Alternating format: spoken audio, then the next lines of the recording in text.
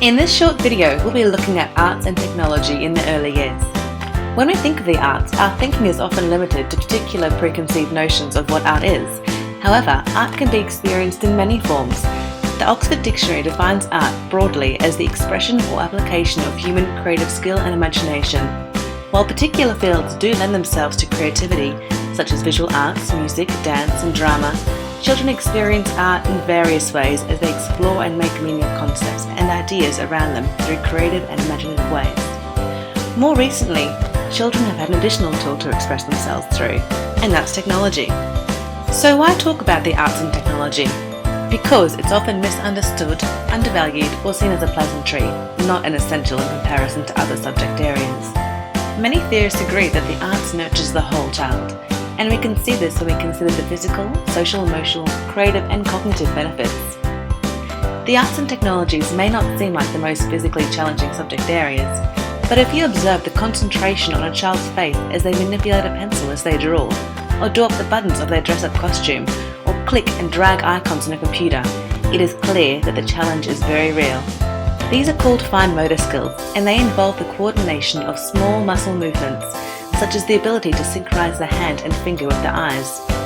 Whether children are performing everyday skills, including self-care such as dressing and tying shoelaces, or learning to write and draw symbols, the development of these skills is essential.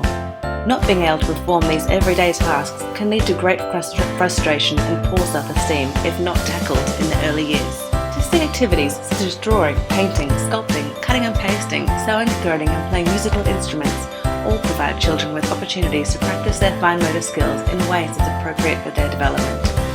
Technologies also provide the same advantages. As children manipulate functions using small buttons and learn to control a mouse, they're strengthening their little muscles and improving their coordination, which will help in all kinds of everyday activities. The physical benefits don't stop here. We also see improvements across gross motor skills. For instance, dance engages the large muscle groups and encourages children to be aware of their body and how to manipulate it. Through activities such as dance, dramatic play, building and construction, children are developing many of their gross motor skills, such as their core strength, postural control, balance and coordination. Regardless of which arts or technologies children are involved in, there are 5 key physical benefits across the board. Children experiment with different ways of moving, initiate new combinations, move with imagination, explore materials, affect change to materials. Experimenting, exploring and imagining are all concepts that also relate to a child's cognitive development. The arts is often misconceived as one of the less cognitively challenging areas of learning. However, this view fails to recognize that creativity is a way of thinking. The ability to think creatively is widely recognized as key to success. It allows one to deal with the unexpected and extend current knowledge to new situations, bring together previously unconnected information, use information in new ways and experiment with novel concepts, formulate new problems rather than wait for others to define the problems for them, deal with incessant change and know what to do when they get stuck, be able to rephrase values and ways of working, modify and monitor their world, think flexibly and play with ideas and materials, empathize with others, work with people from a range of cultures, languages and religions, take risks and be innovative, make mistakes and learn from them, focus attention while remaining open to a range of possibilities and respond imaginatively to challenges. The beauty of the arts and technologies is that their applications are diverse enough to cater for all learning types. In the early 80s, Gardner identified 7 distinct intelligences which challenged the mainstream approach to education that assumed that all children can learn the same materials in uniform ways. Let's assume for a moment that we're doing an in-class exploration of the solar system. In traditional education, the teacher may explain the concepts by offering a reasoned and calculated explanation to the class. While this may somewhat satisfy the logical learners, linguistic learners, and perhaps the interpersonal learners, the teacher will have failed to connect with the majority of the children. So how can we make sure everyone learns? Well, the visual spatial learner would benefit from seeing images of the planets, or creating sculptures and models, or using maps to understand the size and space of the solar system, or by viewing videos that offer real footage, or participating in visual arts to understand the complexity of the solar system. Bodily kinesthetic learners may also benefit from the visual arts and sculpting as they learn through doing. The opportunity to explore the concepts in role play or imaginative play, or the physical activities such as dance, would help them get a grasp of the concepts. Musical learners learn through rhythm and sounds and will benefit from engaging in songs about planets, rhymes, or exploring the ideas through musical instruments. Interpersonal learners learn through interacting with others and will benefit from participating in any of these activities in collaboration with others.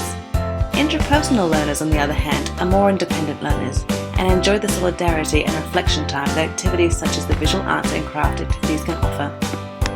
Linguistic learners think in words and benefit from creating poetry, rhymes and stories about the solar system, or engaging in books and talking with others about their thoughts. Even logical mathematical learners benefit from artistic activities, as they have the chance to explore patterns and relationships by looking at concepts from a different angle.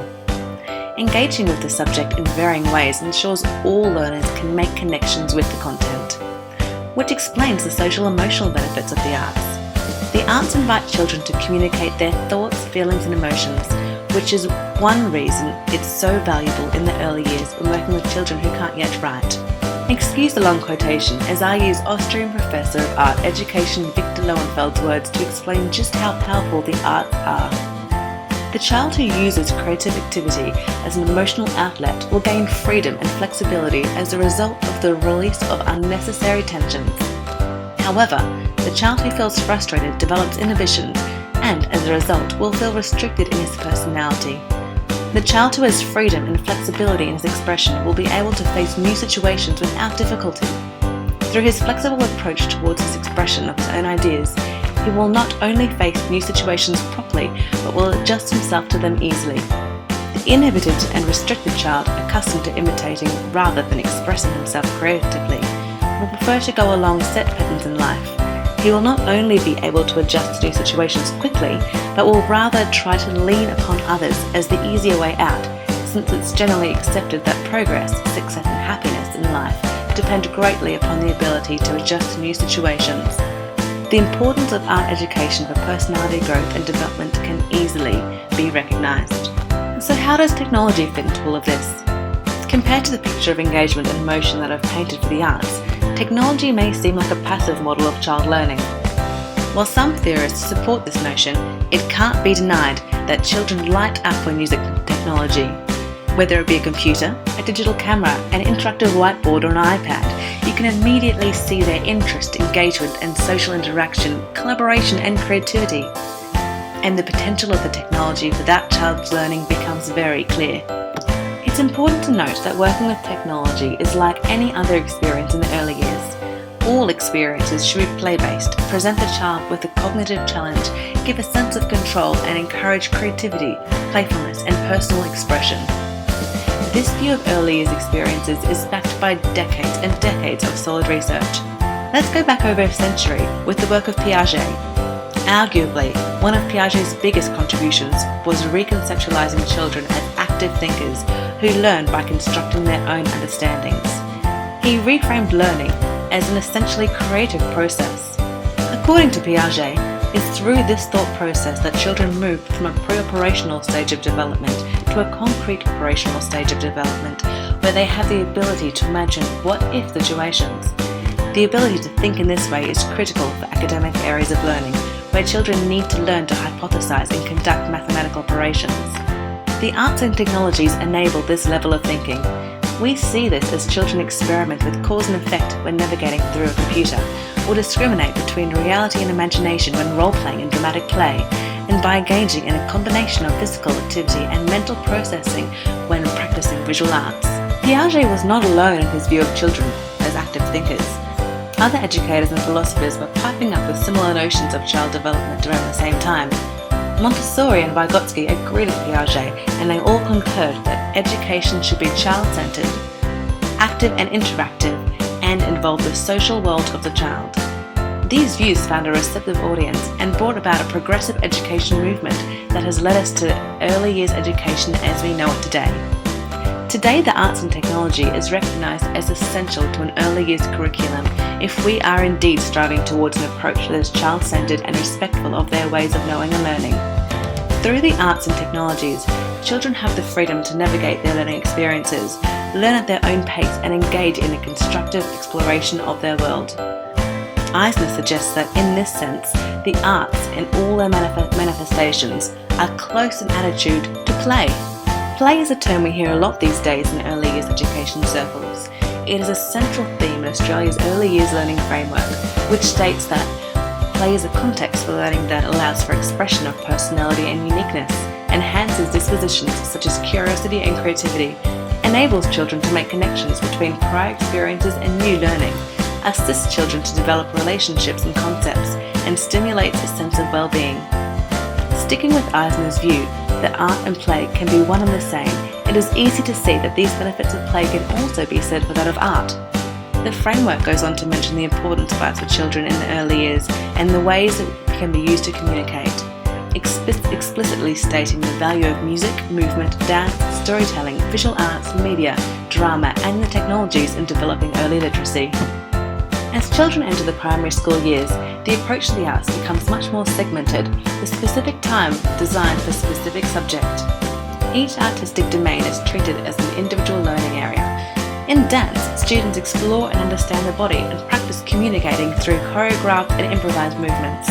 In drama, students learn about roles and narrative through exploring dramatized play and improvisation in performances. In media arts, students use technologies to understand and make stories, texts, images and sounds.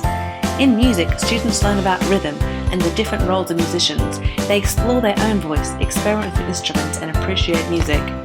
In visual arts, students learn about the art and artists and use a range of materials, techniques and technologies to create visual artwork that communicates their own ideas and feelings. In technologies, students learn about the role of different technologies and use them to create, design, develop and produce technical solutions. Despite the intentions of the EYLF and the Australian curriculum, not all students receive a quality arts and technology education. This comes down to a number of reasons. Students not attending schools not providing a specialised arts and technology program in remote areas of Australia and Indigenous communities, schools not facilitating arts and technology programs for students with disabilities or who speak English as a second language.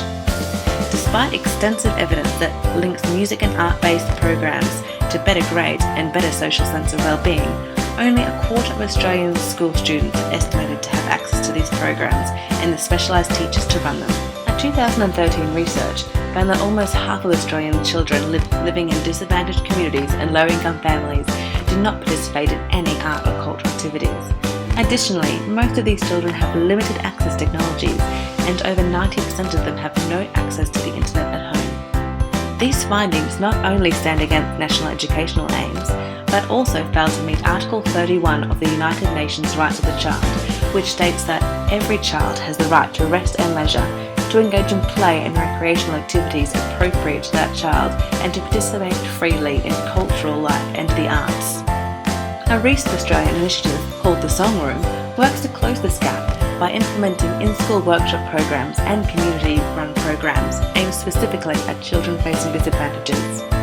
When they looked at their work with Aboriginal and Torres Strait Islander students in regional parts of Australia, they found that 6 months into the program, students' attendance and academic performance increased across all subjects.